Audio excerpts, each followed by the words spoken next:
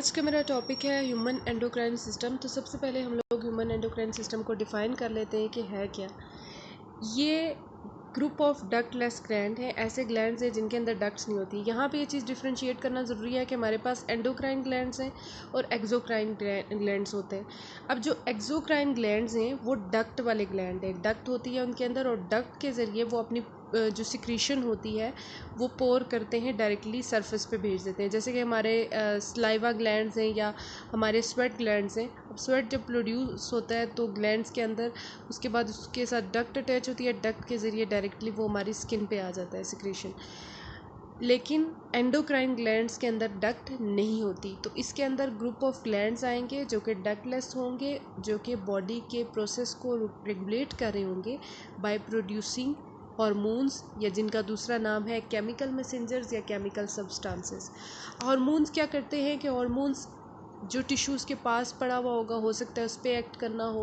अब ये हार्मोन पे डिपेंड करता है कौन से एरिया का हार्मोन है, और हर एक हार्मोन का एक स्पेसिफिक जॉब है, वो उस तरीके से काम करेगा। या फिर वो अगर रिलीज़ किसी और जगह हो रहा है और एक्ट जाके उसने कोई और करना है, तो वो किस तरह से जाएगा, ब्लड स्ट्रीम, खून के थ्रू जो है वो वहाँ से ट्रैवल करके अपने टारगेटेड ऑर्गन तक जाएगा, जो बेशक उससे दूर हो, डिस्टेंट टिश्यू पर पड़ा हो। अब डिजीज़ जो है ना एंडोक्राइन सिस्टम की, कोई बीमारी हो, वो क्या किस वजह से होती है कि या तो हार्मोन की सिक्रीशन बहुत ज़्यादा हो जाती है, ओवर सिक्रीशन हो जाती है, या फिर अंडर सिक्रीशन हो जाती है, यानी कि सिक्रीशन हार्मोन बहुत ज़्यादा कम प्रोड्यूस होना शुरू हो जाता है, जिसकी वजह से टारगेटेड ऑर्गन जो है या टिश्यू हार्मोन्स को इफ़ेक्टिवली रिस्पॉन्ड नहीं कर पाते। एंडोक्राइन सिस्टम जो है, जैसे कि पहले भी कहा कि मैंने, डक्टलेस ग्लैंड का सिस्टम है जो कि हार्मोन्स बनाते हैं। अब इसको हम लोगों ने एक नाम दिया हार्मोन्स को, केमिकल मैसेंजर। अब मैसेंजर हमारे फ़ोन में होता है, काम क्या होता है कि उसके ज़रिए हम लोग एक दूसरे को मैसेज करते हैं, बात करते हैं। तो बॉडी के सेल्स ने जब आपस में एक दूसरे से बात करनी होती है तो वो हार्मोन्स के थ्रू करते हैं, ठीक है। इस तरह से समझाने के लिए मैं आपको बता रही हूँ। और उसके बाद तमाम सेल्स, ऑर्गन्स और जो भी मेटाबॉलिज्म के काफ़ी सारे जो फंक्शन है, ऑलमोस्ट ऑल फंक्शंस के अंदर जो है एंडोक्राइन सिस्टम, हमारे हार्मोन्स इन्वॉल्व हैं। अगर एंडोक्राइन सिस्टम हेल्दी नहीं है, सही से काम नहीं कर रहा, तो बहुत सारी प्रॉब्लम्स हो सकती हैं। ग्रोथ के अंदर मसला आ सकता है, तो प्यूबर्टी के दौरान मसला होगा, प्रेगनेंसी के अंदर होगा, और स्ट्रेस को मैनेज करने में बॉडी को बहुत ज़्यादा मुश्किलात का सामना करना पड़ेगा। बोन्स वीक हो जाती हैं, एनर्जी बहुत ज़्यादा कम हो जाती है, क्योंकि एनर्जी जो शुगर है वो ब्लड के अंदर रह जाता है सारा।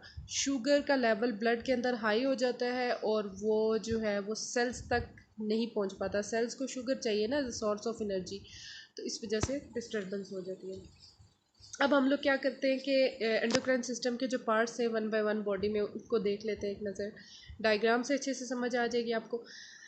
अब ऐसे करते हैं कि हम लोग टॉप से बॉटम पे जाते हैं, ऊपर से नीचे, हेड को स्टार्ट करते हैं। हेड में जो हमारे एंडोक्राइन सिस्टम के पार्ट है। अब हम लोगों ने यहाँ पे चीज़ देखनी है कि एंडोक्राइन सिस्टम नर्वस सिस्टम से किस तरह कनेक्टेड है।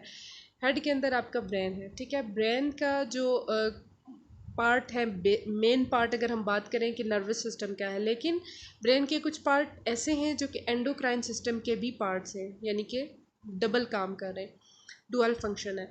तो सबसे पहले जो ब्रेन का पार्ट आएगा वो हाइपोथैलेमस है, देन पिट्यूटरी ग्लैंड है और पाइनियर ग्लैंड है। उसके बाद हेड हम लोगों ने देख लिया। सर के बाद आती है गर्दन, नेक। नेक वाले एरिया में हमारे पास थायराइड ग्लैंड होगा और पैराथायराइड ग्लैंड पड़ा हुआ है। उसके बाद थोड़ा सा और नीचे है, चेस्ट वाले एरिया में लंग्स, जो आपके फेफड़े हैं, फेफड़ों के दरमियान में थाइमस ग्लैंड पड़ा हुआ है। उसके बाद थोड़ा सा और नीचे आए, मैदे के साथ पड़ा होता है, स्टमक के साथ, जिसको हम पेंक्रियाज कहते हैं, ठीक है। उसके बाद एब्डोमेन में किडनीज़ हैं, किडनीज़ के ऊपर एड्रीनल ग्लैंड पड़ा हुआ है, यहाँ पे येलो कलर में आपको डायग्राम में विजिबल है। उसके बाद हम लोग पेल्विक रीजन की बात करें। अब देखें, बाकी तमाम जो मैंने ग्लैंड्स बताए वो मेल्स और फीमेल्स के अंदर सेम है, ठीक है। लेकिन जब हम लोग बात करते हैं पेल्विक रीजन की, रिप्रोडक्टिव सिस्टम से रिलेटेड थोड़ा सा बात करें, तो मेल्स के अंदर जो है वो ओवरीज होंगी और फीमेल्स के अंदर टेस्ट